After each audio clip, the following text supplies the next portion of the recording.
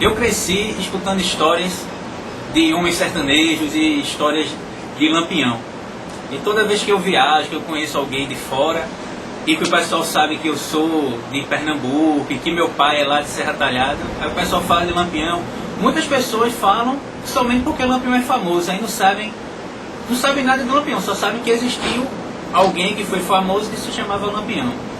E outras pessoas que conhecem já alguma coisa, dizem, tem uma imagem de Lampião que não é talvez a melhor imagem que as pessoas deviam ter de Lampião, né?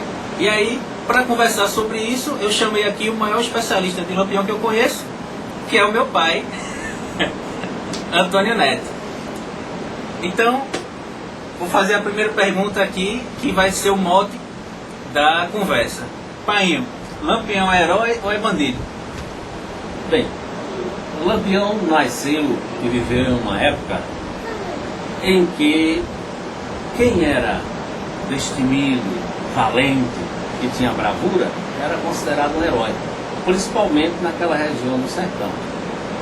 Bem, mas essa questão de herói e bandido é um caso um pouco polêmico. Alguns lá da nossa região acham que Lampião foi bandido, outros acham que foi herói. Bem, mas o importante é saber que Lampião, nas suas ações e pelo sertão, na sua vida pregressa de rei do cangaço, ele usou métodos e meios que não teria nada de heroísmo. Como, por exemplo, era saquear cidades, vilas e povoados, extorquir os fazendeiros da região. Esse era um ato de Lampião. E, ao meu ver, isso não é um ato de herói. Também, até hoje, eu desconheço qualquer um ato de heroísmo feito por Lampião. Certo. O que é que levou Lampião a ser um cangaceiro, o rei do cangaço? Bem, Lampião nasceu como outra criança qualquer, lá no sertão de Pernambuco. Inclusive, eu nasci na fazenda Várzea Grande, a poucos quilômetros da fazenda, para sair das pedras onde nasceu Lampião. Meu pai conheceu bem Lampião. Meu pai, minha mãe, meus vizinhos, meus parentes, todos conheceram bem Lampião porque eu morava perto. E Lampião era um menino como outro qualquer. Brincava com as crianças e foi criado junto com os outros garotos, sempre trabalhando no roçado e aprendendo a missão de agricultor e de fazendeiro, de vaqueiro, que essa era a principal função de quem nascia e se criava naquela época na zona rural. E Lampião não era diferente. O que acontece é que Lampião tinha um grande amigo de infância chamado José Saturnino, eles eram muito amigos. E na fase de adolescente eles tiveram um desentendimento por uma besteira, e daí foi que começou toda a história de Lampião. Então, por um simples desentendimento entre eles, houve uma questão entre famílias, e daí para frente Lampião passou a ser inimigo de Saturnino, e houve um acordo político na polícia entre as famílias para que Zé Saturnino não passasse na frente da casa do Lampião, nem fosse na Vila Carqueja, onde a família de Lampião fazia a feira. E a família de Lampião e Lampião não fossem na Vila Pajeú, na Vila São Francisco, que essa vila hoje nem mais existe porque foi inundada pela barragem de Serrinha, não fossem também lá nem no dia da feira. Acontece que Zé Saturnino descumpriu esse acordo e foi até a Vila Carqueja, que antigamente chamava-se Nazaré, para fazer a cobrança de uma dívida de uma pessoa que devia ir lá no dia da feira. Lampião estava na feira com os irmãos e, vendo Zé Saturnino lá, retirou-se com os irmãos e mais alguns amigos e foram fazer uma emboscada em Saturnino. E essa foi a primeira briga que aconteceu entre os dois. Foi a primeira briga que aconteceu, foi a primeira luta armada entre Lampião e Zé Saturnino.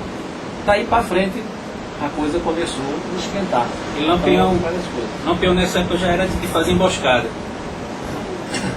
Pois é, naquela época, esse tipo de emboscada a inimigos acontecia muito no sertão.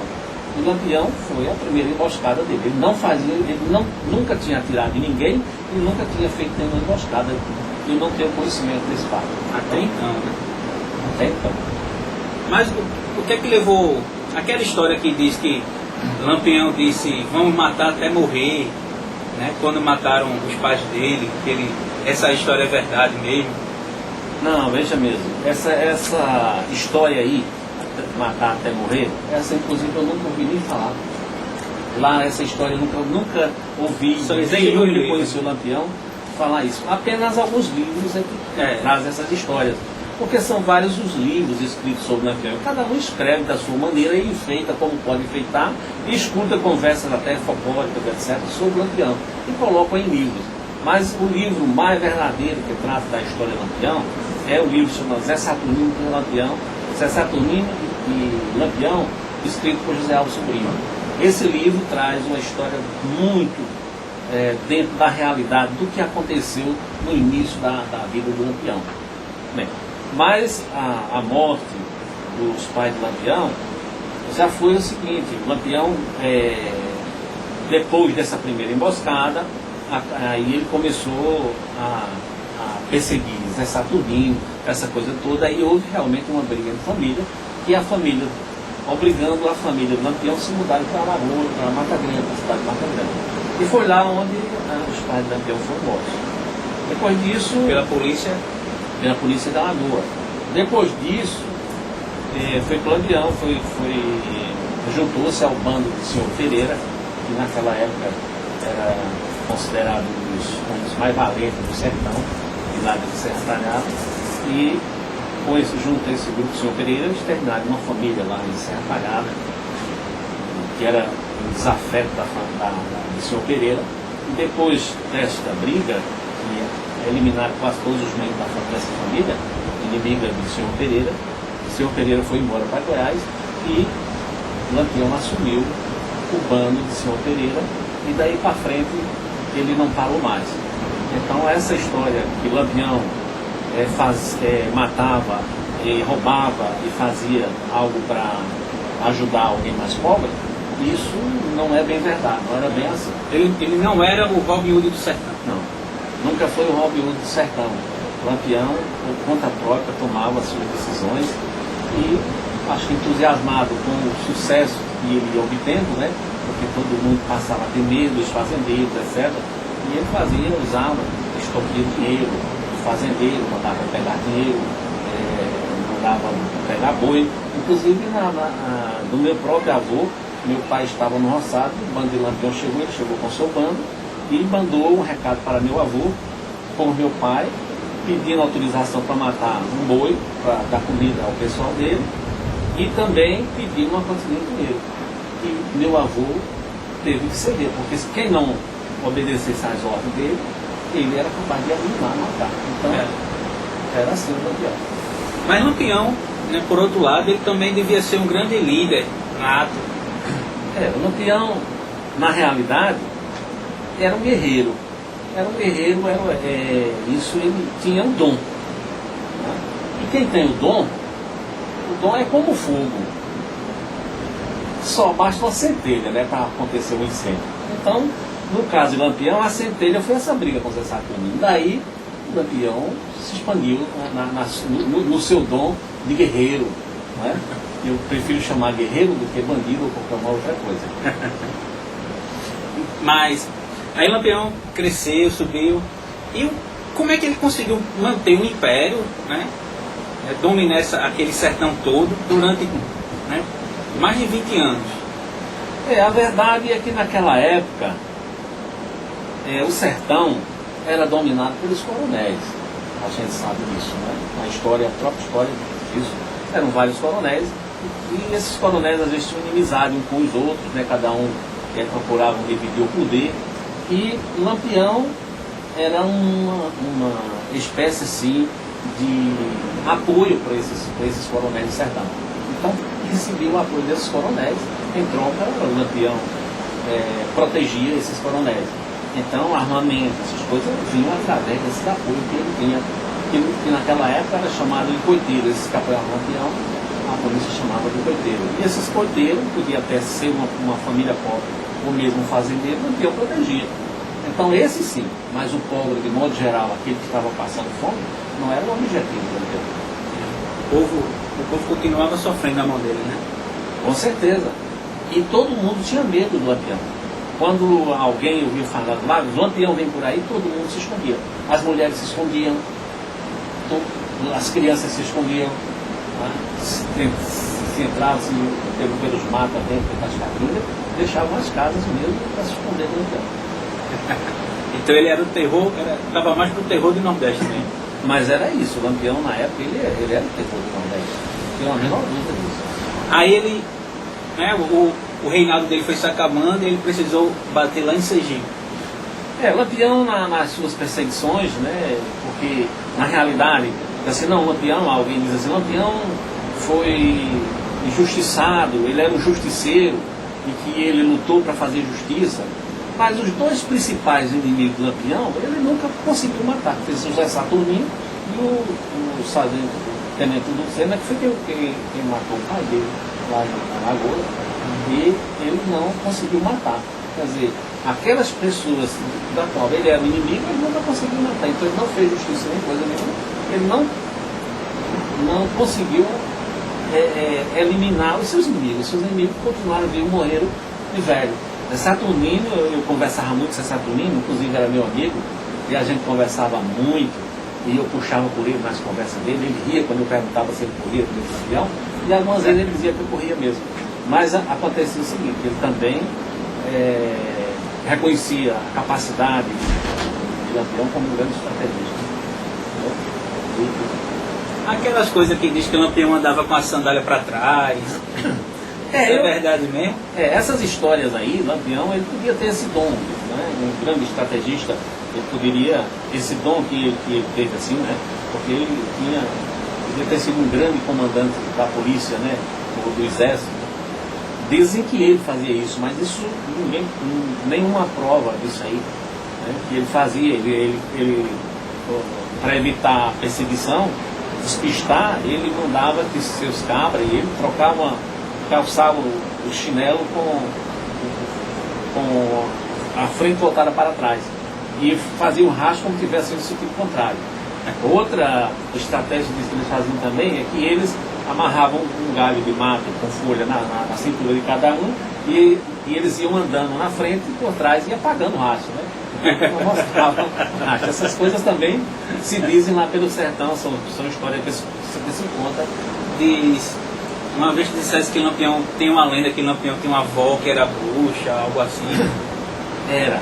A avó de Lampião, dizem que ela era um tipo de vidente, uma pessoa especial, que tinha uma espiritualidade muito forte, e que ela protegia Lampião.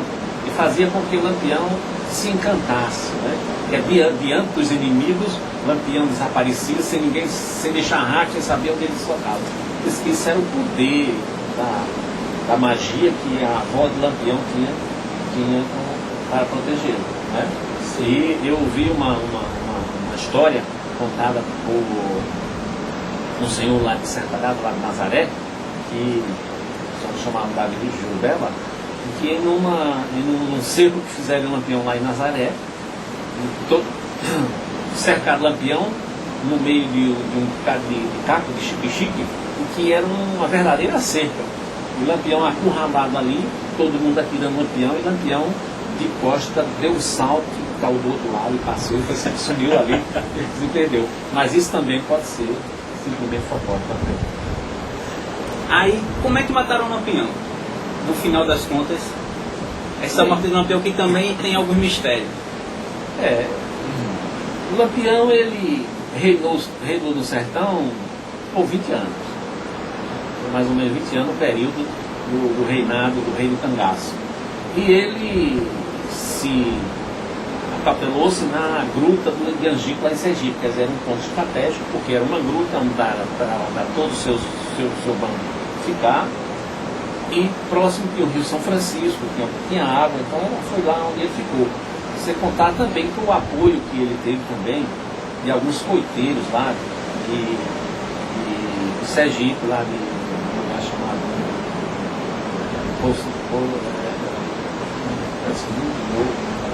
Muito novo, eu não estou bem lembrado do nome da cidade de Sergipe, uma cidade lá mesmo em Angico, próxima a Angico, e lá nessa cidade, né, que era povoada, havia alguém que protegia Lampião.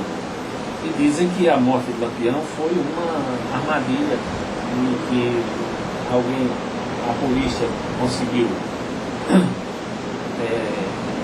através do coiteiro, colocar veneno na comida, porque o coiteiro levava a comida para o Lampião, e eles envenenaram tudo. Aí a polícia chegou no momento que eliminou Lampião e uma parte urbana. Poucas pessoas fugiram, alguns bandidos fugiram, né? Porque mantiveram, eu acho que o comum da comida envenenada, né? Mas tem gente que ainda diz que o Lampião está vivo, né? Não, essas alturas... Mesmo se ele tivesse sobrevivido, ele já está... Não, alguém disse, várias pessoas comentam sobre isso, existem livros que dizem até que o Lampião fugiu e que foi para Goiás, e lá colocou uma fazenda. E que quem realmente morreu no lugar dele foi um sósia, uma pessoa parecida com ele, que Lampião fugiu antes de acontecer isso, ele foi embora, ele, mais alguns elementos do bando saíram disfarçados, sem arma, sem nada, saíram como um tropeiro naquela época, com um jumentinho, um cavalo, passando por cidade em cidade, e foram embora dessa forma. Então, essa é uma história que contam, mas eu acho que isso não tem nenhum fundo de verdade, porque a cabeça do Lampião está lá no museu de Sergipe,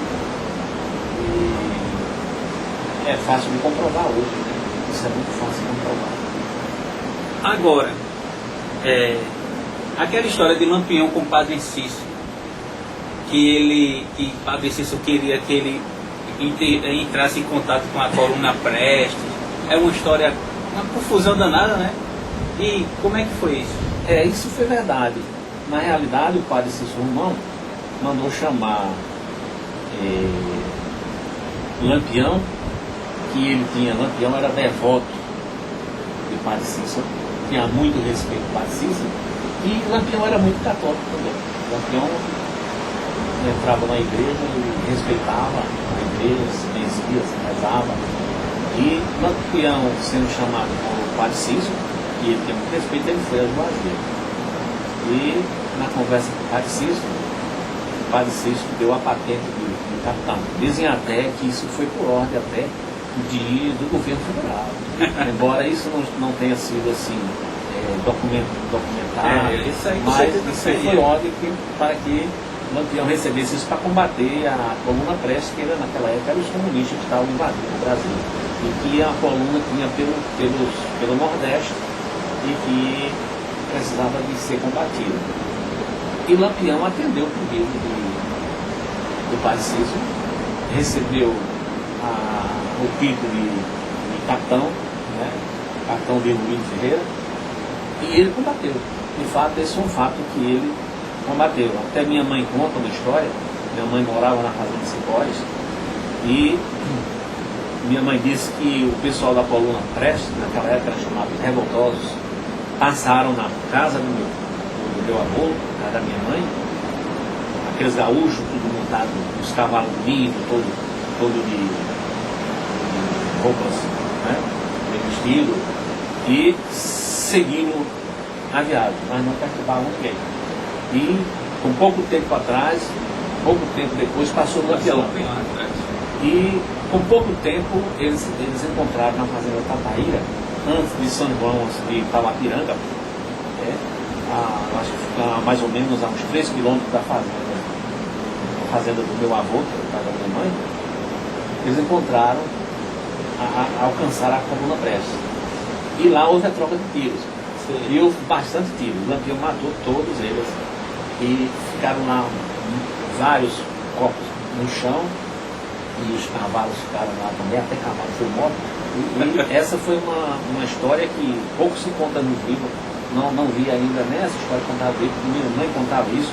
Minha mãe disse que todo mundo ficou deitado no chão porque ouviam as balas sair e a das balas passando lá. Tão próximo que estava a briga. Entendeu? E aí minha mãe conta que depois que passou, o Lampião foi embora e ficou lá um monte de gente morta, os gaúchos, né, que eram revoltosos. Depois o pessoal da localidade cavaram aquelas alas, cavaram as alas, entende? Amarrava uma corda no pé daquele pessoal, dos mortos, e puxavam no cavalo, jogavam no cavalo, montado no cavalo, arrastavam lá, e enterravam tudo numa vala. Tá? E essa sepultura existe, né? Acho que ela não existe lá na fazenda Cacaíra. Isso aí está precisando ser contado. É uma coisa muito interessante. Essa história nunca foi contada, na realidade, nunca foi contada. Mas depois de Zé Saturnino, o maior desafeto de Lampião chamava-se Manuel Neto, que era primo da minha avó. Manuel Neto foi um perseguidor ferrenho do Lampião, mas não conseguiu também matar Lampião, nem Lampião matar Manuel Neto. Dois irmãos do Manuel Neto foram mortos numa briga só, quando eles atacaram Lampião. Numa briga de frente a frente com o Lampião, o Lampião matou um, o outro saltou por cima do outro, em cima do Lampião ele matou também. Então foram assim em seguida. E Manuel Neto, o Lampião chamava de cachorrazinho, porque ele partia para cima com vontade mesmo de matar. Era bravo. Era bravo. Ele morreu não faz muitos anos quando o Manuel Neto morreu. É uma história que vai ser contada. Manuel Neto e Luiz aqui, Lampião. Essa história vai ser contada. Olha aí. Agora, para a gente encerrar a entrevista, eu quero que conte o que é exatamente a palavra cangaço. O que significa a palavra cangaço? Bem, literalmente, no português culto, na nossa língua, português quer dizer bagaço, engaço, bagaço de uvas, depois que extraído o vinho, com aquele bagaço chamado de cangaço ou engaço. Também sabugo de milho é também chamado de cangaço. É assim que os dicionários da nossa língua dizem. Né?